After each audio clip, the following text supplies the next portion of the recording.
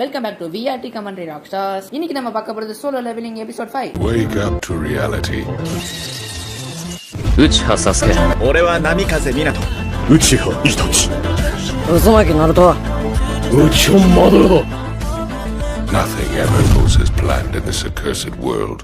Open பண்ணா ஹாஸ்பிட்டல்ல வேலை செய்யற எல்லா நர்ஸும் குசு குசுன்னு பேசிக்கிட்டே இருப்பாங்க. அதுவும் வெக்கப்பட்டுக்கிட்டே நம்ம ஜின்ன பத்தி தான் பேசிட்டு இருப்பாங்க. அவரோட பாடி ரொம்ப ரொம்ப சூப்பரா இருக்குல்ல, அவர் பார்க்க ரொம்ப அழகாயிட்டாரு. ஜின்ன பார்த்தா அவன் தாறுமாறா ஒர்க் அவுட் பண்ணிட்டு இருப்பான். அதுக்கப்புறம் ஜின்னோட ரூமுக்கு வந்து நர்ஸ் வருவாங்க. அவங்க நம்ம ஜின்ன பார்த்துட்டு ரொம்ப ஒரு மாதிரி ஆயிடுவாங்க. பின்ன நம்ம பையன் வந்து இப்ப 6 பேக் வச்சுக்கிட்டு பயங்கரமா இருக்கான்ல, இவரோட மசில்ஸ் என்ன பார்க்க இவ்வளவு பயங்கரமா இருக்கு, இவர் உண்மையிலே செம்ம பாடி வச்சிருக்காரு அப்படின்னு நர்ஸ் நினைச்சிட்டு இருப்பாங்க. ஜின்னு நீங்க வந்த விஷயத்த சொல்லுங்கன்னு கேட்பானா. அதாவது ஜின்னு வந்து என்னோட ஹாஸ்பிட்டலை விட்டு வெளியே போறானா, அதால கொஞ்சம் லேட்டா ரிசப்ஷனுக்கு வர சொல்லுவாங்க. திடீர்னு அந்த பொண்ணு வந்து அதோட போனை காட்டி உங்களுக்கு விருப்பம் இருந்தா உங்க கான்டாக்ட் நம்பர் கொடுக்குறீங்களா அப்படின்னு ரொம்ப வெக்கப்பட்டுட்டே கேட்பாங்க. ஜின்னு ஒருவேளை ஹாஸ்பிட்டல் விஷயமா தான் கான்டாக்ட் நம்பர் கேட்கறாங்க போல சொல்லிட்டு அவனும் அவனோட கான்டாக்ட் நம்பர் கொடுத்துருவான். அதுக்கப்புறம் நியூஸ் சேனல்ல காட்டுவாங்க. அந்த நியூஸ் சேனல்ல வந்து ஒயிட் டைகர் கிட்ட இருந்து ஒரு ஹண்டரை வந்து இன்டர்வியூ பண்ணுவாங்க. இதே எல்லாத்தையும் ஜின்னா வந்து டிவில பாத்துட்டு இருப்பா. ஆஹா ஸ்கூலுக்கு டைம் ஆச்சு சொல்லிட்டு டிவி ஆஃப் பண்ணி கிளம்புவாளா, அப்படியே ஒனிச்சான்னு கத்திட்டு போவா, அதாவது அண்ணான்னு கத்திட்டு போவா. ஜின்னோ என்னன்னு கொட்டாய் விட்டுட்டே கேட்பான். நம்மளால வந்து வயிற்று அப்படி சொரியும் போது அவன் 6 பேக் எல்லாம் தெரியுமா, அந்த 6 பேக் ஜின்னா பாத்துட்டு டேய் அண்ணா நீ என்ன ஒர்க் அவுட் பண்ண ஆரம்பிச்சிட்டியா, நம்மளும் இல்ல ரொம்ப எல்லாம் ஒர்க் அவுட் பண்ணல கொஞ்சம் தான் பண்ணுவேன். டேய் அண்ணா நீ என்னடா ரொம்ப ஹைட் ஆயிட்ட, நீ வந்து மசில்ஸ்க்கு மட்டும் தான் ஒர்க் அவுட் பண்ற,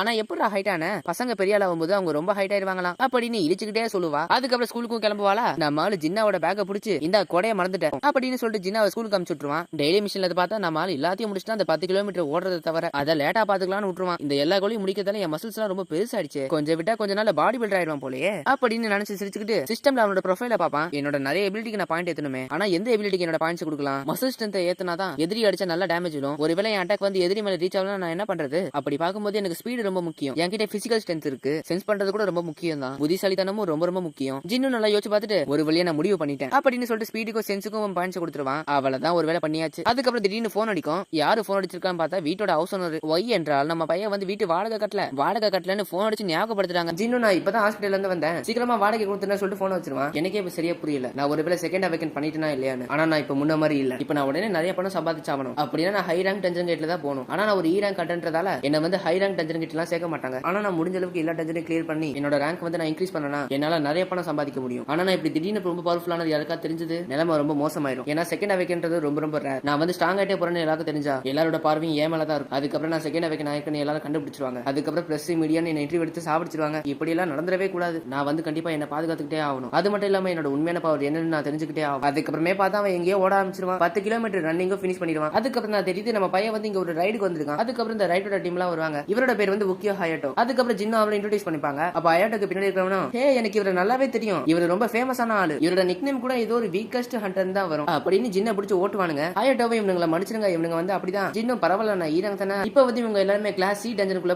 போறாங்க. இந்த டஞ்சனுக்குள்ள போனா கண்டிப்பா ஒரு 8 பேர்கிட்டே இருக்கணும். அது மட்டும் இல்லாம அந்த 8 பேர்ல பாதி பேர் சீரங் கண்டஸா தான் இருக்கணும். இந்த வேலையை முடிச்சா ஜின்னுக்கு வந்து 20 மில்லியன் குள்ள ஏதாவது காசு தராங்களாம். ஜின்னு அவங்க டீமை எல்லாரையும் சென்ஸ் பண்ணி பாப்பானா. சென்ஸ் பண்ணதுல இந்த டீம்ல வந்து 4 சீரங் கண்டஸ் இருக்காங்க, 2 டி ரேங்க் கண்டஸ் இருக்காங்க. இப்ப ஜின்னு என்ன பண்ணனும்னா அது அங்க இருக்க 2 பேக், அந்த பேக்ல வந்து சாப்பாடு, மெடிக்கல் கிட்ஸ், கிளாத்ஸ், ஒரு சில எக்யூப்மெண்ட்ஸ் எல்லாம் இருக்கும், அதை தூக்கிட்டு வரணும். ஜின்னும் அதெல்லாம் ஓகே, இங்க ஹீலரே இல்லையா, ஹீலர் இல்லாம தான் நம்ம போறோமா, இந்த ஹயாட்டோ டீம் வந்து எப்பவுமே ஹீலர் இல்லாம தான் வேலை செய்வாங்களாம், அதனால கவலை எல்லாம் படாதம்பாங்க. அதுக்கப்புறம் ஹயாட்டோ ஒரு டாக்குமெண்ட் கொடுத்து இதை சைன் பண்ணுங்க சொல்லிட்டு பேனா கொடுப்பாரு. ஜின்னு சைன் பண்ணிக்கிட்டு அப்ப ஹீலரே இல்லாம அட்டாக் பண்ற ஸ்குவாட் மட்டும் தான் இங்க இருக்கா, அப்படின்னா கொஞ்சம் பிரச்சனையாகும் நினைக்கிறேன். அந்த டாக்குமெண்ட்ல என்ன எழுதிருக்குன்னா டஞ்சனுக்குள்ள ஏதாவது ஆபத்து ஏற்பட்டுச்சுன்னா நான் அதுக்கு பொறுப்பு இல்ல அப்படின்னு எழுதிருக்கும். ஜின்னு சைன் பண்ணிடுவான். அப்பதான் புதுசா ஒருத்த என்ட்ரி கொடுத்து ஹே நம்ம 2 பேரும் ஒரு நல்ல ஃப்ரெண்ட்ஸா இருப்போம்னு நினைக்கிறேன், என்னோட பேர் வந்து கென்டா மொரோபிஷி, எனக்கு 21 வயசாவது, நான் வந்து ஒரு டி ரேங்க் ஹண்டர். இவனை நம்ம வந்து கென்டானே கூப்பிடுவோம். ஆனா இவன் போட்டுருக்க ஆர்மரை பார்த்தா ரொம்ப ரொம்ப பயங்கரமா இருக்கும். நம்மளால அதை பார்த்துட்டு என்ன டி ரேங்க் ஹண்டரா இருந்துட்டு இப்படி ஒரு பெரிய சூட்டா போட்டிருக்கான், ஆளு ரொம்ப பணக்காரன் போல. இதுல இந்த கெண்டா வேற இதுதான் உன்னோட ஃபர்ஸ்ட் சி ரேங்க் டஞ்சனோட ரைடா, கவலையே படாத நான் உன்னை பாதுகாக்கிறேன். நம்மளால ஓ அப்படியா.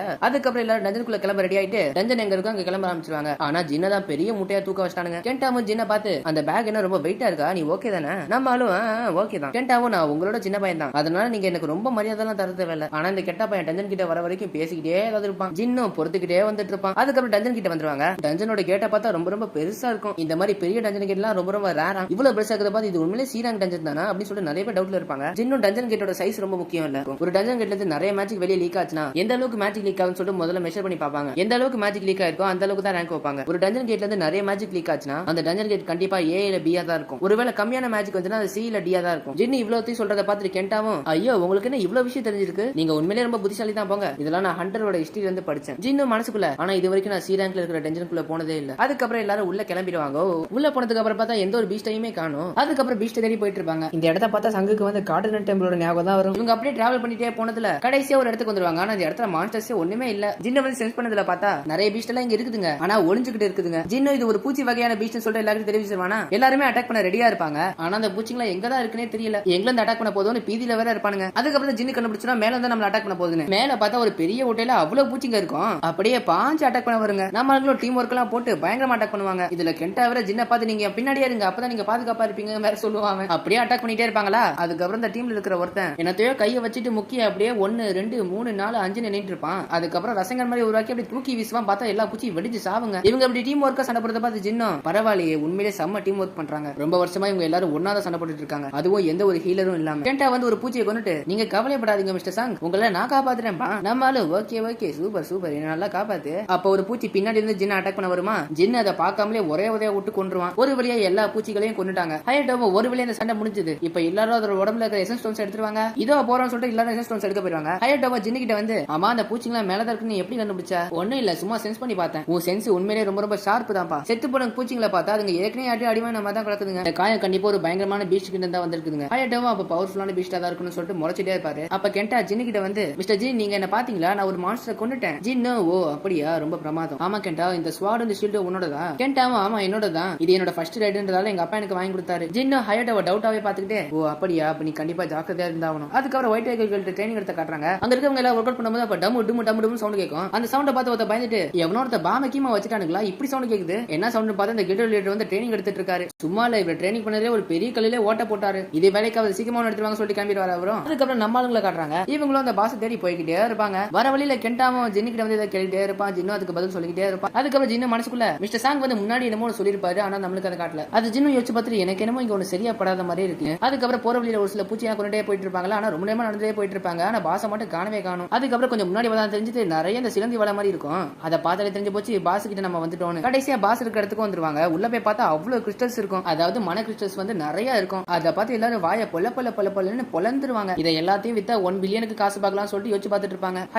ஹயட்டோக்கு வந்து ஒரு அண்ணன் இருக்கான் போல. அவனை நினைச்சுக்கிட்டு நாங்க இவ்வளவு நாளா கஷ்டப்படுறது இப்பதான் எங்களுக்கு ஒரு பெரிய பரிசு கிடைச்சிருக்குன்னு அண்ணான்னு அப்படி சொல்லுவான். ஒரு வழியா அந்த அட்டாக் டீம் பெரிய டீம் ஆயிடுச்சு சகோதரா அப்படின்னு சொல்லி யோசிச்சு பார்த்துட்டு இருப்பானா. அப்ப கெண்டா வந்து ஜின்னு கிட்ட போயிட்டு ஜின்னு வந்து ஒரு டாக்குமெண்ட் சைன் பண்ணிருப்பானா. அந்த டாக்குமெண்ட் வந்து கெண்டா கேட்பானா. ஜின்னு கொடுத்துருவான். கெண்டா வந்து அந்த டாக்குமெண்ட் எடுத்துட்டு ஹயட்டோ கிட்ட போயிட்டு இது வந்து மிஸ்டர் ஜின்னோட கான்ட்ராக்ட். இந்த கிறிஸ்டல்ஸ் எல்லாத்தையும் டிவைட் பண்ணா அதுல 8% வந்து ஜின்னுக்கு நீங்க கொடுக்கணும். அதுக்கு ஹயட்டோவா கொடுத்துறேன் பிரச்சனையே இல்ல. ஆனா அதுக்கு முன்னாடி இந்த பாஸ் கொள்ளணும் தான் எல்லாமே கிடைக்கும். நல்ல வேளை இப்ப இந்த பாஸ் வந்து தூங்கிட்டு இருக்கு. இந்த டஞ்சன் பாஸ் வந்து கொண்டுட்டா 1 மணி நேரத்துல வந்து கேட் க்ளோஸ் ஆயிடும்ல. அந்த 1 மணி நேரத்துல இந்த கிறிஸ்டல்ஸ் எடுத்துட்டு போறது ரொம்ப ரொம்ப கஷ்டம். நம்ம அதிர்ஷ்டவசமா இந்த பாஸ் வந்து இப்ப தூங்கிட்டு இருக்கு. அதனால ஃபர்ஸ்ட் இந்த கிறிஸ்டல் எல்லாத்தையும் எடுத்துட்டு போயிட்டு அதுக்கப்புறம் இந்த பாஸ் முடிச்ச உடனே இந்த பாஸ் கொள்ளலாம் அப்படின்னு கெண்டா கிட்ட சொல்லிட்டு இந்த கிறிஸ்டல் எடுக்க போனா இந்த கிறிஸ்டல் எடுக்கிறதுக்கான எக்யூப்மெண்ட்ஸே கொண்டு வரல. அது அப்படியே கார்ல இருக்கான். ஹயட்டோவும் கெண்டாவே ஜின்னியை பார்த்து நாங்க வேணா எல்லா எக்யூப்மெண்ட்ஸையும் கொண்டு வரோம். நீங்க 2 பேரும் இந்த இடத்த பாத்துக்கோங்க அப்படின்னு சொல்லிட்டு கெண்டாவே ஜின்னியை இங்க விட்டுட்டு அவங்க அப்படியே கிளம்பிடுவாங்க. கெண்டாவும் ஜின்னு நானும் ரொம்ப லோ லெவலான ஹண்டர்ஸ். எங்க 2 பேரும் இந்த பாஸ் ரூம்ல தனியா விட்டு போறீங்க. ஹயட்டோவும் கவலைப்படாதீங்க அந்த மான்ஸ்டர் வந்து இப்ப நல்லா தூங்கிட்டு இருக்கு. அது எந்திரிக்க கண்டிப்பா ரொம்ப நேரம் ஆகும். பத்தன பாருங்க சொல்லிட்டு அவரே அவர் டீமை கூட்டிட்டு வெளியே கிளம்பிடுவாரு. ஜின்னு மனசுக்குள்ள ரூல்ஸ் படி பார்த்தா சி கிளாஸ் டஞ்சனுக்குள்ள போனா கண்டிப்பா 8 பேராவது இருக்கணும். அவங்க டீம் மட்டுமே மொத்தம் 6 பேர் இருக்காங்க. என்னையும் கெண்டாவையும் சேர்த்தா மட்டும் தான் 8 ஆகும். இவங்க நிறைய வாட்டி சி கிளாஸ் டஞ்சனுக்குள்ள போயிருக்காங்க. ஆனா என்னதான் அத்தனை வாட்டியும் போயும் இவங்க எப்பவுமே 6 பேரா தான் இருக்காங்க. அது ஏன் அவ்வளவு ரைடு போனதுல 2 பேர் கூட கிடைக்கல. அது மட்டும் இல்லாம இவங்க எப்பவுமே ஹீலரே வச்சுக்க மாட்டாங்க. எதுக்கு எப்பவுமே 6 பேர் மட்டுமே இருந்துட்டு ஒரு ஹீலர் கூட வச்சுக்க மாட்டாங்க. எனக்கு என்னமோ இவங்க மேல ரொம்ப சந்தேகமா இருக்கு அப்படின்னு ஜின்னு நினைச்சு முடிக்கல.